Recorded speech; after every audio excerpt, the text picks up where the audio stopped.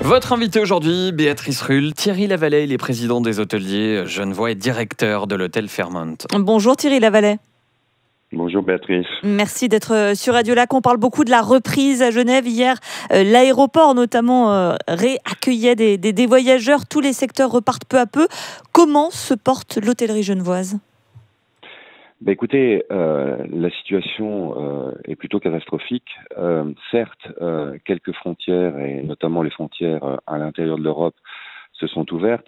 Mais vous savez, il fallait véritablement voir la situation de notre point de vue, c'est-à-dire qu'on a été les premiers à rentrer dans la crise.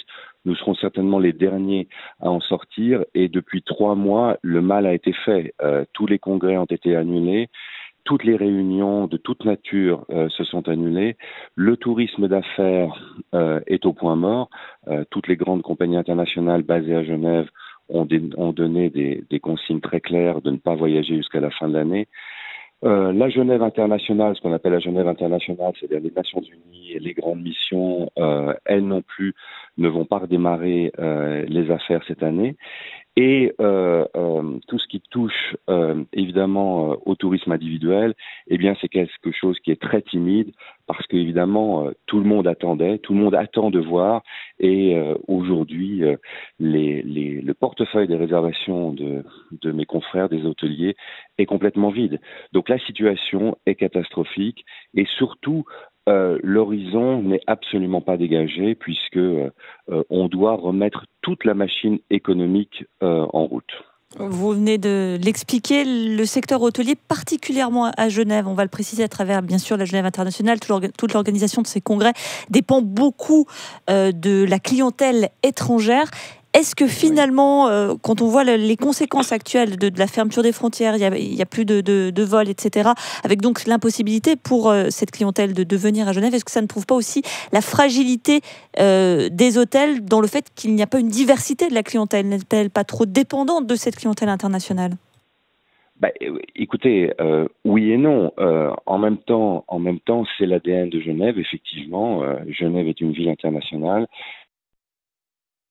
Des nuitées de congrès, Genève se nourrit des nuitées d'affaires, Genève se nourrit des nuitées de la Genève internationale et aussi des nuitées individuelles. Certes, le ratio est de 80-20, 80% de nuitées étrangères contre 20% de nuitées nationales, certes, mais c'est notre ADN et jusqu'ici ça a été notre force.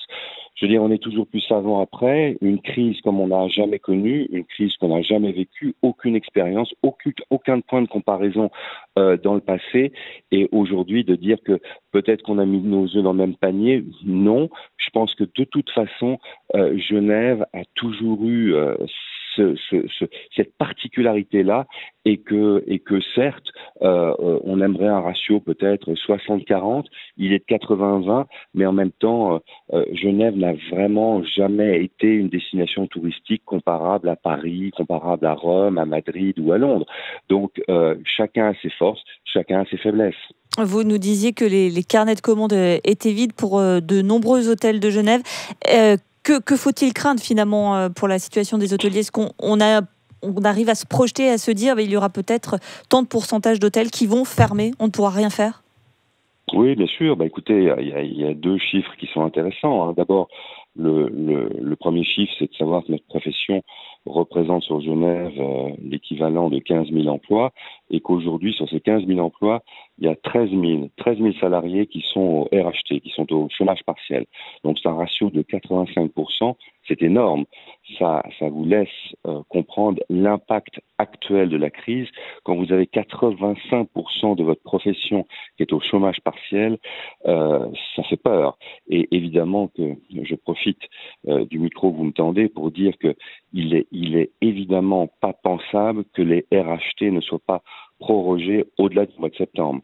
Puis effectivement, le deuxième chiffre qui est important, c'est de savoir qu'à l'échelle nationale, on parle d'une faillite sur 4 hôtels, c'est-à-dire 25% des hôtels seraient touchés au niveau national et potentiellement risquent une faillite d'ici la fin de l'année, alors qu'à l'échelle cantonale, Genève, on parle d'un ratio de 1 sur 3. Donc évidemment, Genève est la destination la plus touchée en Suisse et c'est effectivement 2 chiffres, l'emploi et les faillites, qui sont des chiffres effrayants, extrêmement préoccupants. Des chiffres effectivement très, très préoccupants. Est-ce que vous demandez une aide particulière au Conseil d'État au vu de, vous nous l'expliquez, vous avez été les premiers à fermer, les derniers qui vont rouvrir, de l'importance économique que vous avez dans le canton? Écoutez, le discours très clair a toujours été de dire que les RHT, c'est la colonne vertébrale d'un hôtel. C'est d'abord le meilleur moyen de conserver les emplois et c'est le meilleur moyen d'alléger les charges des hôteliers. Avec des RHT, déjà, vous avez un souci en moins très important et ces RHT doivent être prorogés au-delà de la période du mois de septembre jusqu'à au moins l'année prochaine pour qu'on ait une couverture d'au moins 1 an qui est le minimum pour que l'économie touristique et l'économie d'affaires puissent redémarrer. Puisque très franchement, on n'attend pas un redémarrage avant probablement 2022, voire 2023. Mais on espère un équilibre des comptes d'ici la fin de l'année 2021. Donc les RHT, c'est l'essentiel. C'est l'essentiel pour tenir un hôtel à flot et surtout pour maintenir les emplois et faire en sorte... Et si ce n'est pas le cas, si les RHT ne sont pas prorogés? Eh bien, vous aurez 13 000 emplois qui passeront de la case RHT à la case licenciement définitif. Merci beaucoup Thierry Lavallet, président des hôteliers du canton de Genève. On le voit bien, une situation particulièrement critique pour ce secteur alors qu'on parle beaucoup de la reprise qui s'amorce dans notre canton. Merci et bon courage à vous. Merci, Béatrice. À bientôt. Merci.